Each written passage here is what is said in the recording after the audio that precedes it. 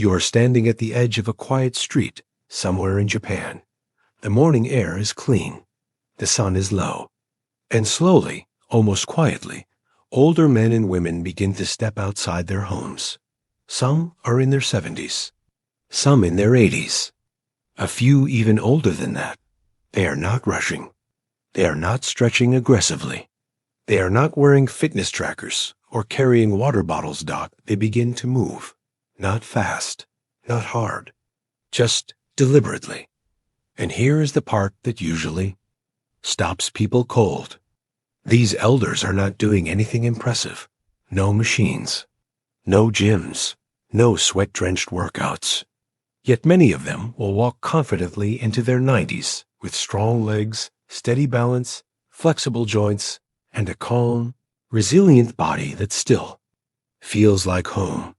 If you are over 60 or even approaching it, this matters more than you may realize. Welcome. I am really glad you are here.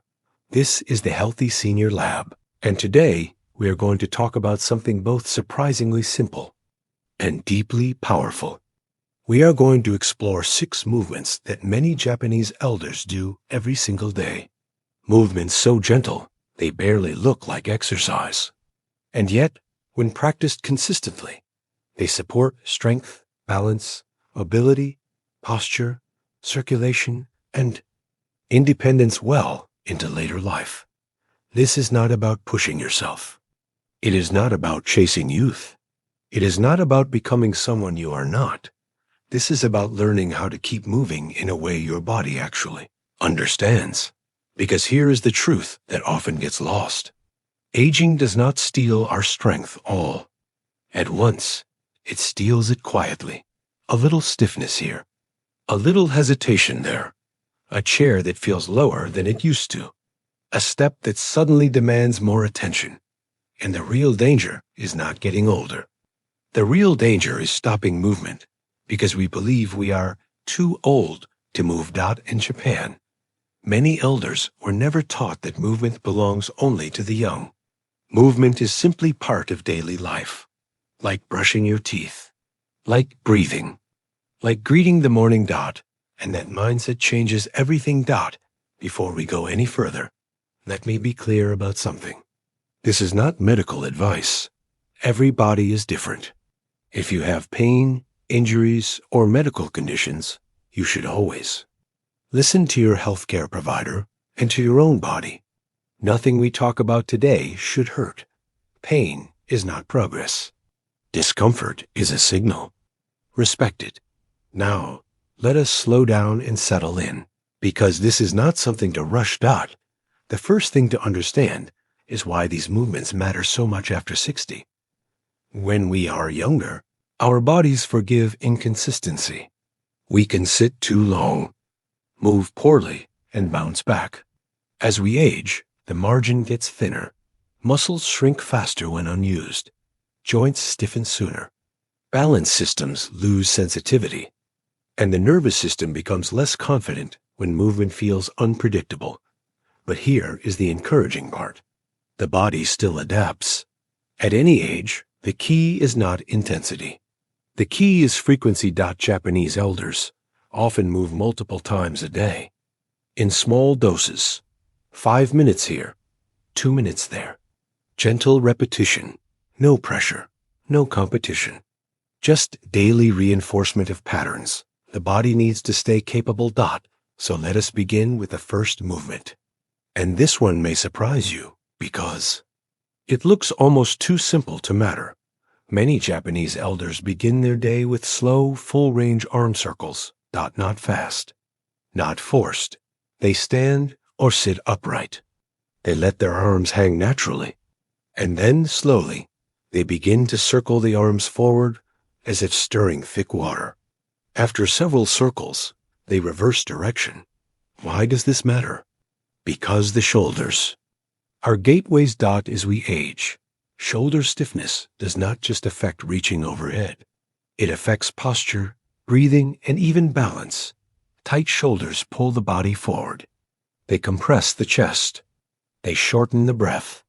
And that subtle forward collapse changes how we walk, and stand. Slow arm circles gently lubricate the shoulder joints. They stimulate blood flow. They wake up the nervous system.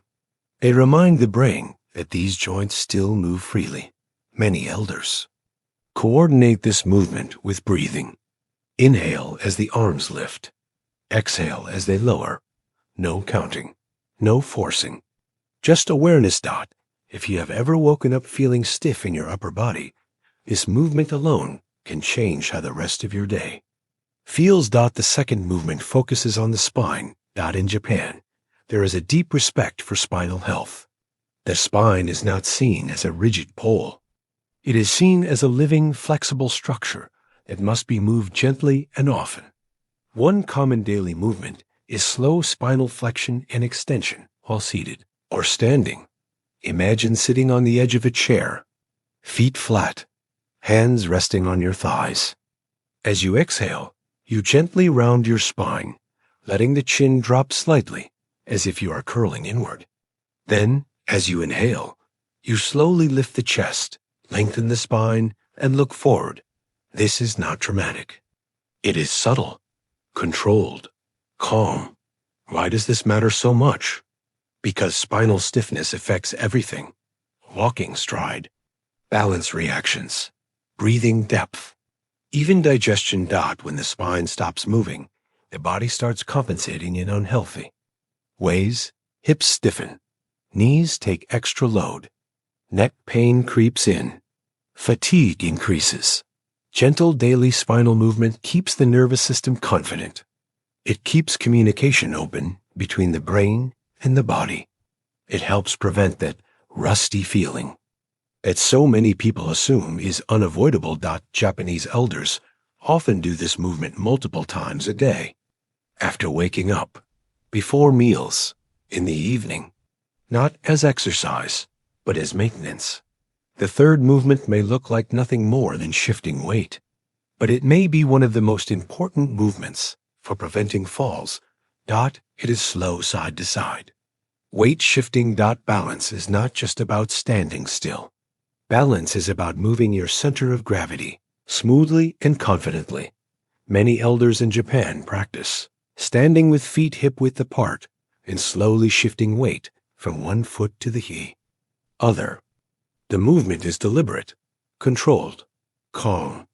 They might slightly bend the knee on the weighted side. They might lift the opposite heel just a bit. They might coordinate the movement with breathing. Why is this so powerful? Because falls rarely happen when we are standing still. They happen when we shift, turn, or step unexpectedly. This movement trains the body to feel safe while shifting weight. It strengthens the hips and ankles. It improves proprioception, which is your body's sense of where it is in space. Even a few minutes a day can dramatically improve balance confidence over time. The fourth movement is deeply rooted in Japanese culture and daily life. It is the act of controlled sitting and standing. In many Japanese homes, people sit closer to the ground. Chairs are lower.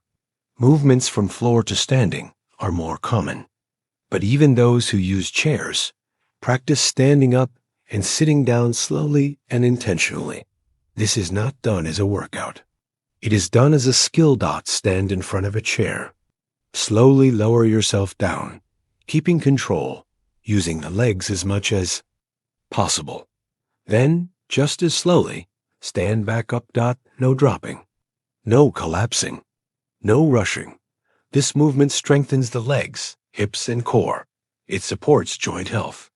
And perhaps most importantly, it preserves independence, the ability to stand up from a chair without using your hands is one of the strongest predictors of longevity and quality of life. Not because it is impressive, but because it reflects functional strength. Japanese elders often do this movement multiple times a day simply by being mindful of how they sit and stand. The fifth movement focuses on the feet and ankles, areas often ignored until problems appear. In Japan, foot health is taken seriously. Shoes are removed indoors. Feet are observed. Movement is encouraged. A common daily practice is gentle ankle circles and toe flexion.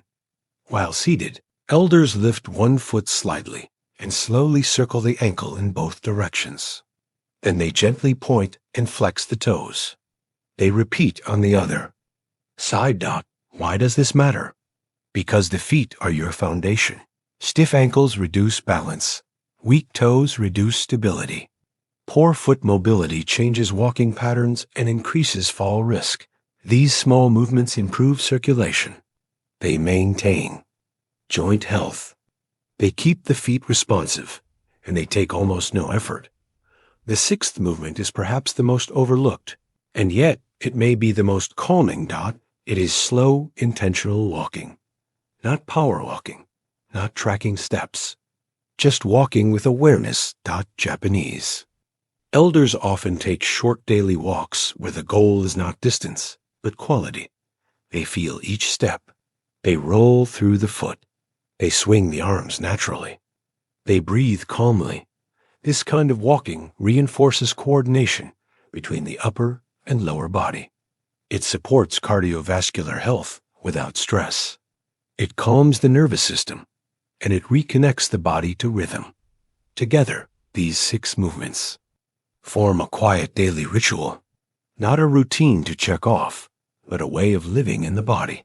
Now, let me say something important. You do not need to do all of these at once. You do not need to do them perfectly, and you certainly do not need to turn them into a workout. The power comes from consistency, not intensity. 5 minutes in the morning, a few minutes in the afternoon, gentle movement in the evening. That is how resilience is built. If you have spent years being told that exercise must be hard to be effective, this may feel almost wrong. But the science supports what these elders have known intuitively for generations. Body responds best to regular, gentle input, especially as we age. Before we go further, pause for a moment and notice how your body feels right now. Not to judge it, just to notice. Stiffness is not failure. It is information. And movement is the conversation that follows. Now that you understand the 6 daily movements Japanese elders rely on, the next question becomes much more personal. How do you make these movements part of your own life without turning them into another obligation, another source of pressure, or another reminder of what your body used to do? This is where many people go wrong. They hear something simple and immediately try to optimize it. They want schedules, numbers, progress markers. They want to know if they are doing enough. And without realizing it, they turn a gentle practice into a performance. It is not how these movements work. In Japan, especially among older generations, movement is not separated from life. It is woven into it.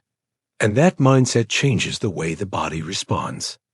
Let us talk about how to adapt these movements to your reality, your energy level, and your body as it is today. First, understand this clearly. These movements are not about fixing your body. They are about maintaining communication with it. Every time you gently circle your arms, your nervous system receives a message. The shoulders still move. The joints are safe. The range is available. Every time you shift your weight from one foot to the other, your brain is reminded that balance is dynamic, not fragile. Every slow sit to stand tells your body, we still know how to do this. That message matters more than strength gains alone. Now, let us talk about timing. One of the reasons these movements are so effective is because they are done when the body is naturally receptive. Morning is a powerful time.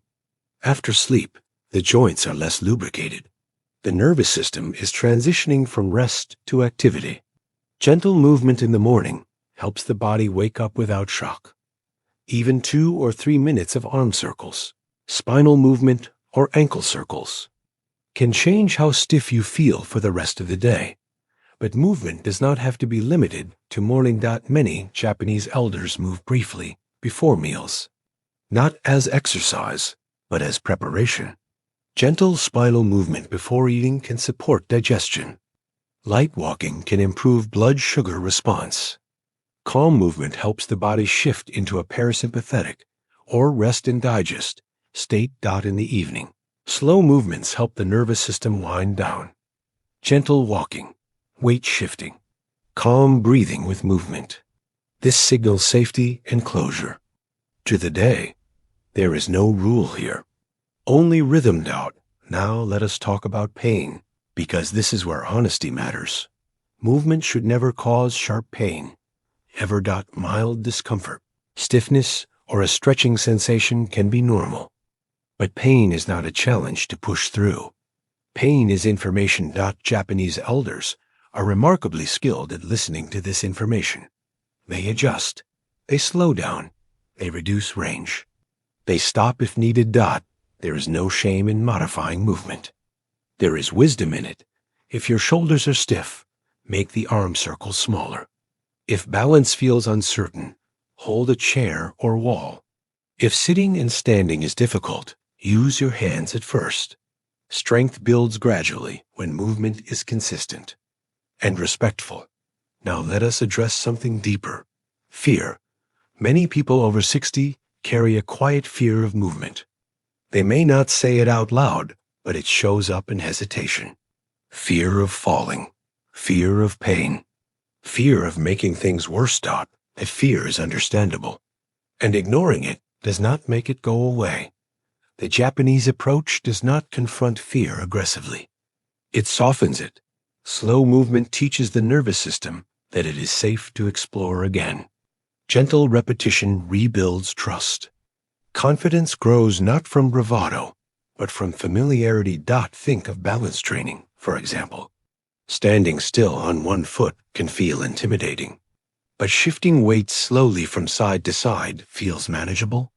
Over time, that manageable feeling expands. Now let us talk about posture, because posture is not about standing straight. It is about how effort is distributed in the body. Many older adults carry unnecessary tension. Raised shoulders, locked knees, tight jaw, shallow breathing. The movements we discussed gently redistribute effort. They remind the body that it does not need to hold itself rigid to be upright. Japanese elders often move with a softness that is mistaken for weakness. In reality, it is efficiency. Efficient movement uses less energy. It reduces joint wear. It supports longevity. Now I want to share something that may surprise you. In studies of long-lived populations, physical activity alone does not explain their health.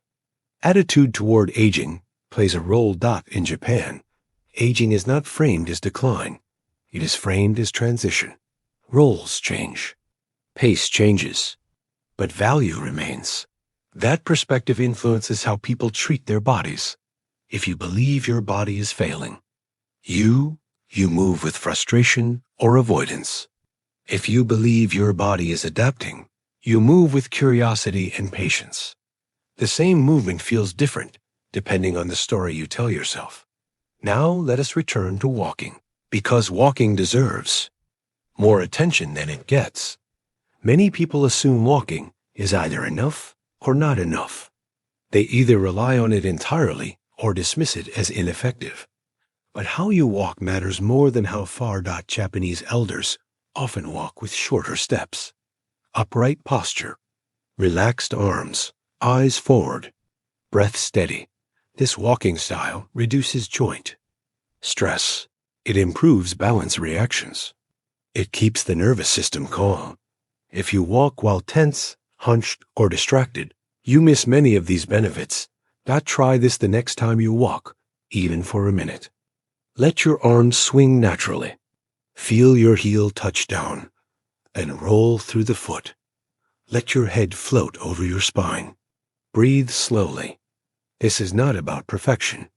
It is about presence. Now, let us talk about consistency, because this is where transformation happens quietly. Doing these movements once will not change your life. Doing them occasionally will not either. But doing them daily, even briefly, sends a powerful signal to your body. You are still engaged. You are still participating, and Here is something important. These movements age with you. What you do today may look different in 5 years, and that is okay. The intention stays the same. The expression changes. Japanese elders do not mourn what their bodies can no longer do. They adjust how they do what still matters. That adaptability is a skill worth learning. Before we move on, I want you to reflect on this question. Honestly and without judgment, when was the last time you moved simply to feel your body, not to improve it, fix it, or measure it? That feeling is worth rediscovering. In the next part, we will explore how these movements influence longevity beyond muscles and joints, how they support mental clarity, emotional resilience, and confidence, and how small daily choices compound over years in ways most people underestimate. Let us go deeper now, because the real power of these daily movements is not limited to muscles, joints, or balance. What they quietly influence is something much bigger. They shape how the brain ages, how emotions settle, how confidence is preserved, and how a person continues to feel like themselves, even as the years pass. This is where many conversations about aging miss the point. We often talk about longevity as if it were just about adding years. But the elders we are learning from in Japan are not focused on years alone. They are focused on quality, on clarity, on calm, on dignity, and movement plays a role in all of that. Let us start with the brain. Every intentional movement you make sends signals back to the brain. Those signals help maintain neural pathways responsible for coordination, timing, spatial awareness, and reaction. When movement becomes limited or avoided, the brain does not just lose strength signals. It loses confidence signals. This is one reason why inactivity is so closely linked to cognitive decline.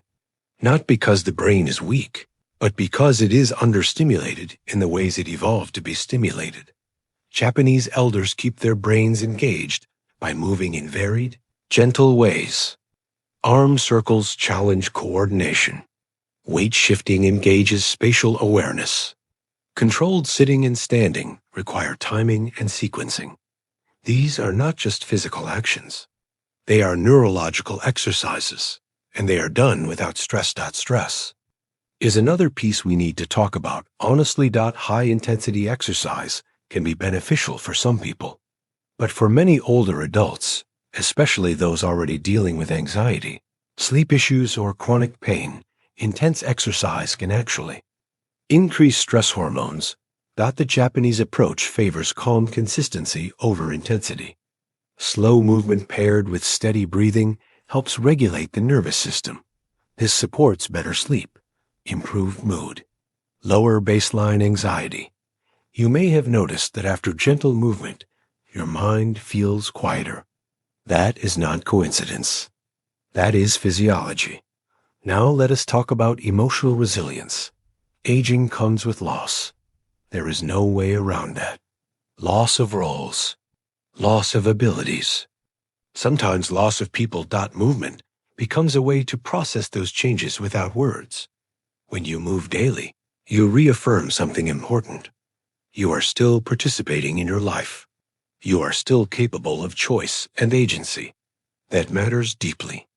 To emotional health. Japanese elders often speak less about exercise and more about keeping the body open to the day, open to interaction, open to experience. That openness is reflected in how they move. Not rigid, not guarded, but attentive. Now let us address independence, because this is one of the biggest fears people have as they age. Independence is not all or nothing. It is a spectrum. Every time you practice standing up slowly, you extend your independence. Every time you maintain balanced confidence, you reduce reliance. Every time you keep your feet responsive, you protect mobility. These daily movements act like insurance. Quiet, unglamorous insurance that pays off when it matters. And here is something rarely said out loud. Independence is not just physical. It is psychological. When people feel confident in their bodies, they make different choices. They go out more. They engage socially. They try new things. Movement feeds confidence. Confidence feeds engagement. Engagement feeds vitality. Now let us talk about time, because this is where the Japanese perspective offers something deeply comforting. These movements do not demand a chunk of your day. They do not compete with your life. They fit into it. 2 minutes here, 3 minutes there, while waiting for the kettle to boil, while watching television, while standing near a window. This removes the barrier of motivation. You do not need to feel inspired. You just need to move gently when the opportunity appears.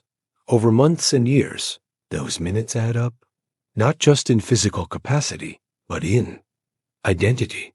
You become someone who moves, and that identity matters.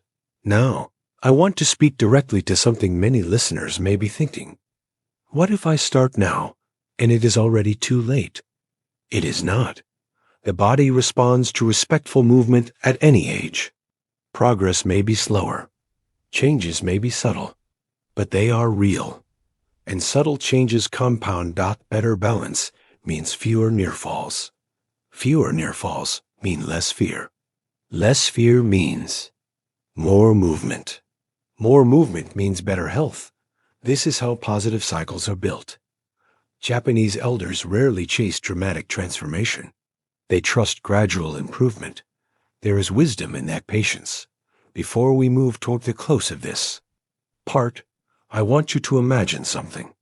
Imagine yourself 1 year from now, not radically different, just slightly more confident, slightly more comfortable in your body, slightly more willing to move without hesitation. That future is not built in a gym. It is built in moments, small, respectful, repeated moments.